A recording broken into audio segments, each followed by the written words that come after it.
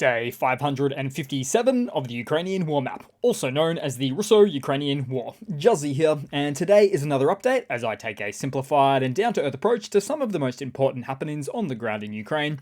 So starting off, we'll take a look at the Russian losses, as Russia currently sits on more than 264,000 military personnel losses, which represents another 600 in the past 24-hour period.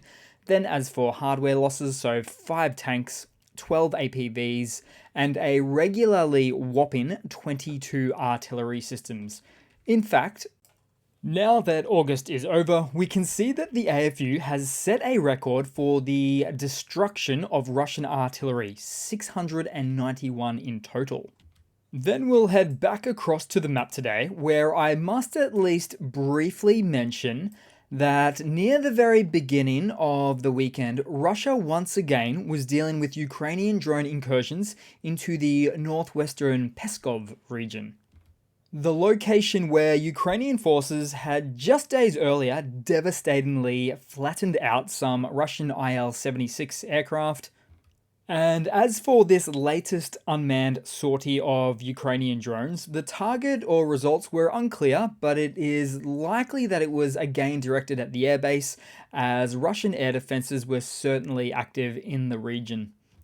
But the larger point here is that Ukraine has truly now initiated a determined campaign of drone offensives to target Russian military assets, which in turn problematically disrupts Russian military operations, forcing their redeployment of air defense systems elsewhere for an airspace in Russia that only offers somewhat sparse protection as it already stands. Then moving just northeast of here, another large fire, this time in a refrigerating plant in St. Petersburg. And although I suspect that this fire occurred due to Russian natural causes more than any Ukrainian military action, still, more fires are expected in Russia in the coming months as Ukraine ramps up its production of the long-range drones. And I would say, notably, St. Petersburg, which is Russia's second largest city by population, has remained relatively unscathed up until this point, although I don't think that's going to last for much longer.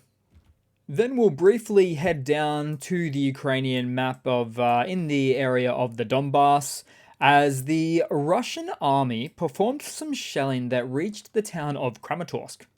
No one was hurt in this incident, although one faulty ordnance was noticed on the streets, with what I believe to be a 9M27 rocket from the Russian BM-27 MLRS.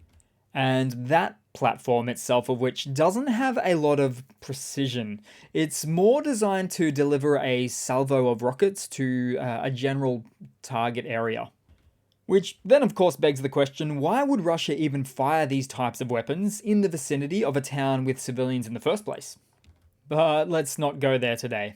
And then, in the spirit of Ukraine specifically targeting these types of heavy damage weapons, the AFU struck a TOS-1A, which is an even more devastating platform, often known as a heavy flamethrower system, which, after the initial drone hit, had later caused a catastrophic secondary cook-off of the multiple rocket launcher. And all of this, in fact, happened near Svatova, so we'll zoom right in for that location there. Oh, and this one also came installed with an anti-drone cope cage, which didn't help its chances. And it was actually a pretty crazy weekend for the Russian army, as also in the area, 10 or more Russian fuel tanks were destroyed in an infernal blaze after a HIMARS GIMLARS round visited them.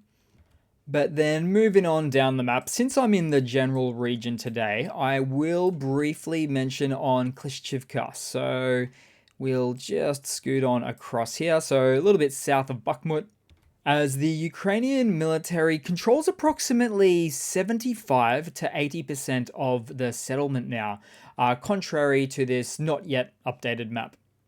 And then also in the east, there was no complete shortage of Russian tanks destroyed, including these two. So one, a T-72, and also one rather uncommon Russian T-90 tank as well. And I say rather uncommon because the T-90s, which are really the best of what Russia has to offer in terms of main battle tanks, were never really produced in large numbers. And so when we do see them, we usually see them getting destroyed in the eastern sector, close to home, more often than not.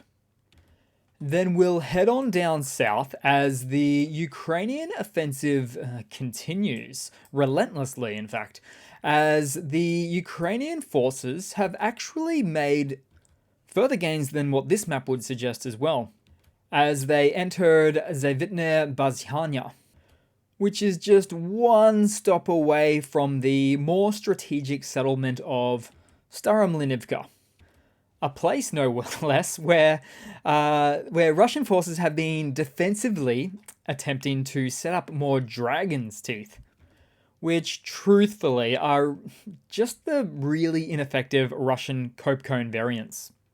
And unfortunately for them, Ukrainian FPV loitering munitions continue to heavily operate in the area, making for an incomplete job on that particular front. Then we'll head on across to the main southern front of the moment, as Ukrainian forces continue to take offensive actions in the Orikhiv axis, with units having already, of course, penetrated Russian main defensive lines, but also striking past a second line. And it appears more changes might be coming to the ground as well, as we saw a bunch of Leopard 2s sporting ERA blocks, or the explosive reactive armor blocks, in the rears, waiting for their moment to shine. Meanwhile, on this front, we also saw some footage of a knocked out or abandoned Russian T-72 tank, which looks for the most part recoverable or repairable. Meanwhile, for now, Ukrainian forces are mainly concentrated on slowly advancing and solidifying territorial gains between the settlements of Novoprokopivka and Verbova. And Verbova, of which is a strategically important settlement, as it becomes a main road for connecting all the way to Tokmak further south, which then takes you to the beach of the Sea of Azov. But Ukrainian forces are now working to expand the cracks in the lines to create a hole large enough for Western-provided armoured vehicles to push through with sufficient logistical support. It's like inflating a ball, one AFU officer said. Then briefly in the Kherson Oblast, as we've had some recent reports of the unconfirmed reports of a Ukrainian land-in party on the Kinburn Spit, which seems plausible given the short-term AFU landing party on the very the very east, in fact, of the Crimean Peninsula about a week ago or so, right there. And I almost missed it. Do note, to be fair to these events at hand, there was one Leopard 2 tank destroyed on the Zaporizhia front. But for some added context, this is just the 5th visually confirmed loss of this vehicle type in Ukraine out of 85 already received, making for an incredibly low attrition rate. There was also 10 more damaged, but they'll all be sent for repair or have already been repaired.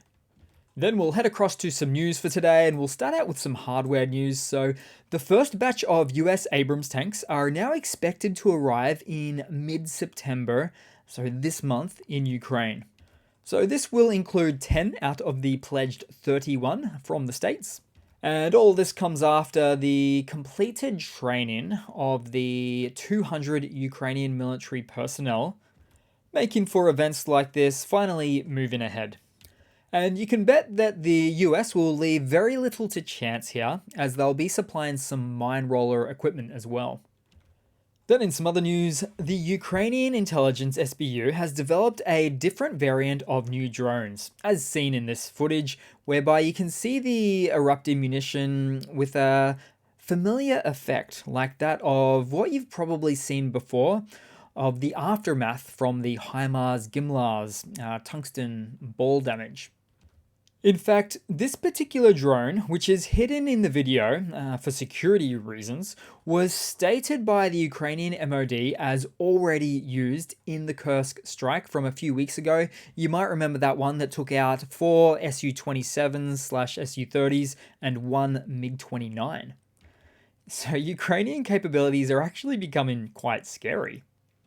Then, in some further news, it appears Russian President Putin is taking more pages out of Adolf's playbook, as he has lifted restrictions on child labor laws to fill the gaps in the labor market. Those gaps of which exist largely due to the Russian invasion into Ukraine anyway. So, as you can see, Putin is leaving no stone unturned with any resources at his disposal. What a crafty, intelligent, and creative guy he is. Then in some similar news, Russia has just introduced military training courses for students between the grades of 5 and 9 who will attend what's called Foundations of Military Training. And so what a nice gesture by Russia to start the training of the next generation of the Ukrainian SFO guys so early. Then in some other news, Russia has just removed its S-300 air defense complex from the disputed islands of Iturup and Kanashia off the coast of Japan, presumably to send them to the front lines in Ukraine. In addition, old Russian tanks and artillery systems on a neighboring island of Sakhalin have been taken out of storage and moved west. Presumably again, most likely for Ukraine. And so as you can see, Russia is frantically trying to scramble resources from every corner of the country, increasingly leaving multiple borders undefended and uncontested, literally. For instance, as we've witnessed similar events in other areas of Russia, such as in the Kaliningrad exclave and the Baltics, then also along the border with Finland. It's not really built up there, at least anymore. But also in Vladivostok, where only a skeleton defense of the Russian army remains.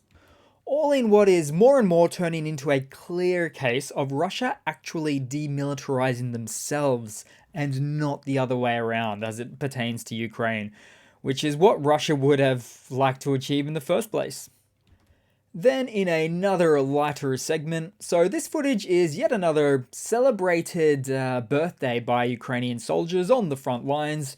Now what first appears to be quite vicious, perhaps, clearly turns out to be a great moment of camaraderie. That, plus taking a cake to the face, has got to be the least of anyone's worries on the front lines. Meanwhile, I just reported the other day on the coercive mistreatment of hungry Russian soldiers whose abusive commanders told them they'd get fed, but only after performing their frontline assaults. I mean, just what a stark contrast. The difference truly is night and day for how soldiers are treated on either side. Then moving across to a couple of quick funnies to round it all off for today. So the first funny, in what I would consider humorous, a Ukrainian drone films a Russian Mi-28 helicopter trying to intercept it and take it out. Now, according to the source, there was even another chopper, Russian chopper, and another plane. However, the Ukrainian drone ended up returning to the base unscathed. And so having multiple elements of the Russian Air Force unable to take down one measly Ukrainian recon drone is, well, I think I almost expect that incompetence at this stage. Then in a final funny to round it all off for today, guys, so strongman Ramzan Kadyrov took to social media a couple of times in the past few days, as high as a kite, as per his current usual, and kind of not really making sense, except in one of the videos, he was actually voicing his upset about how there are international sanctions on his mother, which is true. It happened over a year ago, so not sure why he's fluffing about that now. And yes, I did say strongman Ramzan Kadyrov, not because I've seen anything to the effect of him actually being a strongman, but rather because that's what he's been called for some years now, and that's how he's branded himself within his Chechen TikTok army posts. So this guy is one classy act from start to finish. So that's it for today, guys. Thanks again for watching. Please leave a comment, subscribe if not already. Thumbs up always helps. A like for the video helps push out the video to more watchers, that sort of thing. Helps spread the message. And I do hope to see all of you guys there in the next one. Cheers.